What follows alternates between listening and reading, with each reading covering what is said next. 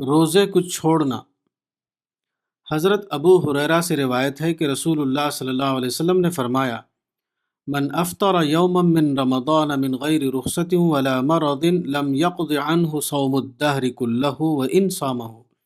الترمذی کتاب الصوم باب الافطار متعمدا، یعنی جو شخص رمضان کے دنوں میں کسی دن روزہ ترک کر دے جبکہ اس کے لیے کوئی شرعی عذر اور بیماری نہ ہو، تو اس کے بعد خواہ وہ ساری عمر روزے رکھے، وہ اس کے لیے رمضان میں چھوڑے ہوئے روزے کا بدل نہیں ہو سکتا۔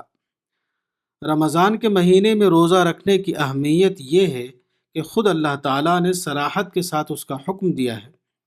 ایسی حالت میں رمضان کے کسی ایک روزے کو بھی قصداً چھوڑنا اپنی نوعیت کے اعتبار سے نہایت سنگین جرم کی حیثیت رکھتا ہے۔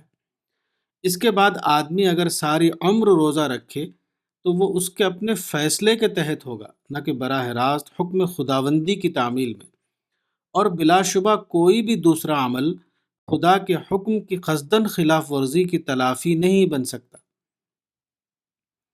اس دنیا میں پانی کا جو ذخیرہ ہے اس کی ایک ایک بوند کا مالک خدا ہے۔ اس دنیا میں مختلف قسم کی جو غذائیں ہیں ان کا غیر مشترک مالک بھی صرف ایک خدا ہے۔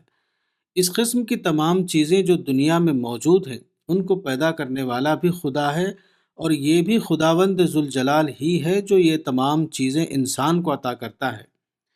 ایسی حالت میں جب خدا خود یہ حکم دے کہ فلاں مہینے کے دنوں میں تم میرا پانی اور میری پیدا کی ہوئی غذائیں استعمال نہیں کرو گے، تو یہ انسان کی انسانیت کے سرتاسر خلاف ہے کہ وہ رزق کے خالق و مالک کی ممانعت کے باوجود اس کے دیے ہوئے رزق کا ایک دانہ بھی استعمال کرے۔